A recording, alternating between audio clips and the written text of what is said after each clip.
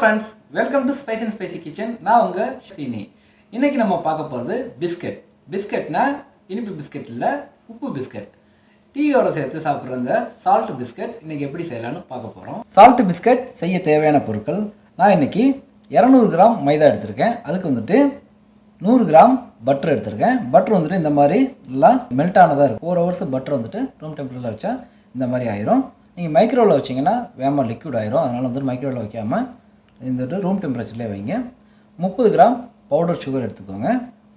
1 table spoon அளவுக்கு சோள மாவு cornflour, 1/4 teaspoon baking powder, 3/4 teaspoon உப்பு. இவ்வளோதாங்க இதுக்கு தேவையான பொருட்கள். வாங்க இந்த சால்ட் பிஸ்கட் எப்படி செய்யலான்னு பார்த்துடலாம்.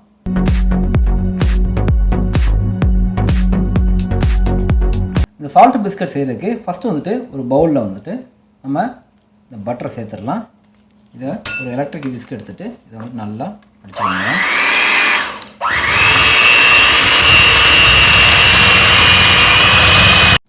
பாருங்கள், பட்டர் வந்துட்டு இந்த அளவுக்கு நல்லா அடிச்சுக்கோங்க. அடிச்சுட்டு இதில் வந்துட்டு நம்ம இந்த பவுடர் சுகரை சேர்த்துருவோம். இதை சேர்த்துட்டு இதையும் வந்துட்டு ஒரு நிமிஷம் நல்லா மிக்ஸ் பண்ணிக்கலாம்.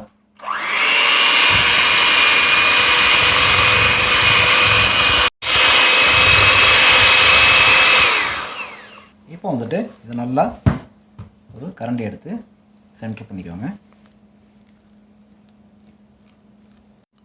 பாருங்கள், ஒரு ஜல்லடையில் நான் எடுத்து வச்ச இந்த மைதா, பேக்கிங் பவுடர், கார்ன்ஸ்டார்ச்சையும் சேர்த்துட்டு அதுலேயே உப்பையும் சேர்த்துருங்க. இந்த எல்லா பொருளையும் சேர்த்துட்டு இதை வந்துட்டு நீங்கள் மெல்ல இப்படி ஜலிச்சிங்கனாலே போதும். இதை ஒரு 2 பங்காக போடுவாங்க. ஃபஸ்ட்டு வந்துட்டு நான் ஆஃப் போட்டிருக்கேன். இப்போ நான் இதை ஃபஸ்ட்டு மிக்ஸ் பண்ணிவிட்டு அப்புறமா மறுபடியும் இதில் மிச்சத்தை சளிச்சு விட போகிறேன். இப்போ வந்துட்டு இதை மிக்ஸ் பண்ணிக்கோங்க. இந்த பட்டரும் சுகரும் சேர்ந்த மிக்ஸோடு வந்துட்டு இந்த மைதா, கார்ன்ஃப்ளவர், உப்பு, பேக்கிங் பவுடர் இதெல்லாம் மிக்ஸ் பண்ணி கொஞ்சம் பேட்டர் ரெடி பண்ணிக்கோங்க. இப்போ 2வது பேட்சை நம்ம சேர்த்துடலாம். அப்படியே மறுபடியும் இதை சளிச்சு இதை நம்ம கொட்டிடலாம். இப்படி சளிச்சு போடுறதுனால நம்ம அந்த பேக்கிங் பவுட்ரு இதெல்லாம் வந்துட்டு நல்லா ஈவனாக மிக்ஸ் ஆகிருக்கும் இதில். அப்புறம் எதாவது கட்டி இருந்தால் கூட மைதாவில் ஏதாவது தூசி கட்டி இருந்துச்சுன்னா அது வந்துட்டு சளிக்கும்போது வெளியே போயிடும். இப்போ இதை நல்லா மிக்ஸ் பண்ணிக்கலாம்.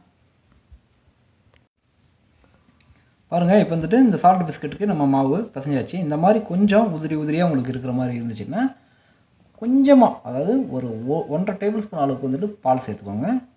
பால் சேர்த்துக்கிட்டிங்க அப்படின்னா உங்களுக்கு கொஞ்சம் இந்த மாவு வந்துட்டு பிசைகிற அளவு கரெக்டாக இருக்கும். ஏன்னா கொஞ்சம் லேட் ஆனிச்சுன்னா இந்த சுகர் வந்துட்டு கொஞ்சம் மெல்ட் ஆகி அந்த தண்ணியே சரியாக இருக்கும். நம்ம இப்போ பிசையும் போது கொஞ்சம் ஈஸியாக இருக்கிறதுக்காக கொஞ்சமாக பால் சேர்த்துருக்கோம். பாருங்கள், இந்த பிஸ்கட் மாவு வந்துட்டு இந்த மாதிரி நம்ம சப்பாத்தி மாவு மாதிரி பிசைஞ்சாச்சு. பிசைஞ்சிட்டு இந்த மாதிரி உருளையாக உருட்டிக்கோங்க. இப்படி உருட்டிட்டு கீழே வந்துட்டு நான் ஒரு க்ளீன் ரேப் போட்டிருக்கேன். இது இல்லைன்னா நீங்கள் வந்துட்டு நீங்கள் நம்ம நார்மலாக ஷாப்பிங் பேக் கூட யூஸ் பண்ணிக்கலாம். அதை வந்துட்டு இந்த மாதிரி சுற்றிடுங்க. இதோட இந்த உருளையோடு சேர்ந்து நல்லா இப்படி ஒரு உருட்டிட்டு இந்த 2 கார்னரையும் கொஞ்சம் நல்லா முறுக்கி விட்டுக்கோங்க. முறுக்கிட்டு ஃப்ரிட்ஜில் வந்துட்டு ஒரு 15 மினிட்ஸ் வச்சிங்கனாலே கொஞ்சம் இது டைட் ஆகும். அப்புறம் நம்ம இதை ரவுண்டாக கட் பண்ணிக்கலாம். பாருங்கள், இந்த மாதிரி ரெடி பண்ணிக்கோங்க. பாருங்கள், நம்மளோட சால்ட் பிஸ்கட் பேஸ் வந்துட்டு நம்ம ஃப்ரிட்ஜிலேருந்து எடுத்தாச்சு. இப்போ இதை நம்ம பிரிச்சிடலாம். பிரிச்சுட்டு ரவுண்டாக கட் பண்ணி பேக் பண்ணி எடுக்கணும். அவ்வளோதான். அதுக்கு நீங்கள் ஓவனை வந்துட்டு ஃபஸ்ட்டே ப்ரீஹீட் பண்ணிடுங்க. 350 டிகிரி ஃபாரன்ஹீட்டில் ப்ரீஹீட் பண்ணி வச்சுக்கோங்க. பாருங்கள், இது வந்து நல்லா செட் ஆயிடுச்சு. இப்போ இதை நம்ம கட் பண்ணிடலாம். பேப்பர்லேருந்து உருட்டி வெளியே எடுத்துருங்க. பேப்பர் தனியாக எடுத்துகிட்டு இதை வந்துட்டு பிஸ்கட் சைஸுக்கு ஃபஸ்ட்டு வந்துட்டு இந்த எட்ஜை கொஞ்சமாக கட் பண்ணி இதை ரிமூவ் பண்ணிடுங்க. அப்புறமா இதை வந்துட்டு இங்கே பாருங்கள், இந்த அளவுக்கு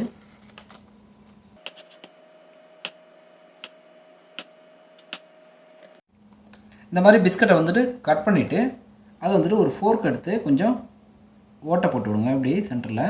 அப்படின்னா தான் அடியிலேருந்து மேலே வரைக்கும் வந்து நல்லா வேகும், மேலேயும் நல்லா கலர் கிடைக்கும். இந்த மாதிரி ஃபோர்க் வச்சு ஜென்டிலாக இப்படி குத்தி விடுங்க. நீங்கள் குத்துறது அடியில் வரைக்கும் போய் டச் ஆகணும். ஹோல் வந்துட்டு அடியில் வரைக்கும் போகணும். பாருங்கள், இப்போ இந்த பிஸ்கட் ரெடி ஆயிடுச்சு. இதை வந்துட்டு நம்ம ஜென்டிலாக இப்படி எடுத்துக்கோங்க. ஒரு கரண்டி இருந்தால், தோசை கரண்டி ஏதாவது இருந்துச்சுன்னு எடுத்து நம்ம பேக்கிங் ஷீட்டில் மாற்றிக்கோங்க.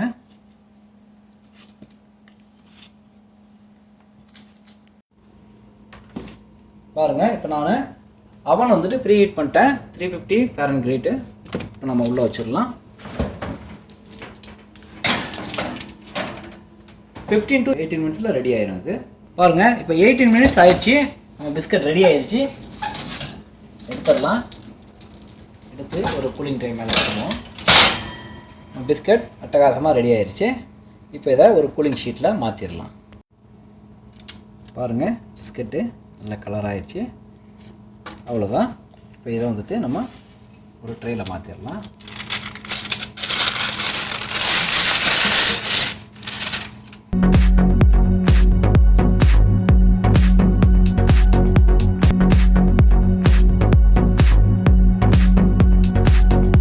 நல்லா சூப்பரான tea time salt biscuit ready ஆயிடுச்சு. பாருங்கள், அட்டகாசமாக வந்திருக்கு. நீங்களும் இந்த ரெசிபியை உங்கள் வீட்டில் ட்ரை பண்ணி செஞ்சு பாருங்கள். கண்டிப்பாக உங்களுக்கு ஏதாவது கொஸ்டின் இருந்துச்சுன்னா எங்களோட கமெண்ட் பாக்ஸில் கேளுங்க. இந்த ரெசிபி உங்களுக்கு பிடிச்சிருந்துச்சுன்னா லைக் பண்ணுங்கள், ஷேர் பண்ணுங்கள், எஸ்எஸ்கேவை சப்ஸ்கிரைப் பண்ணுங்கள். இன்னொரு இன்ட்ரெஸ்டிங்கான ரெசிபியோட உங்களை மீண்டும் சந்திக்கிறேன். நன்றி, வணக்கம்.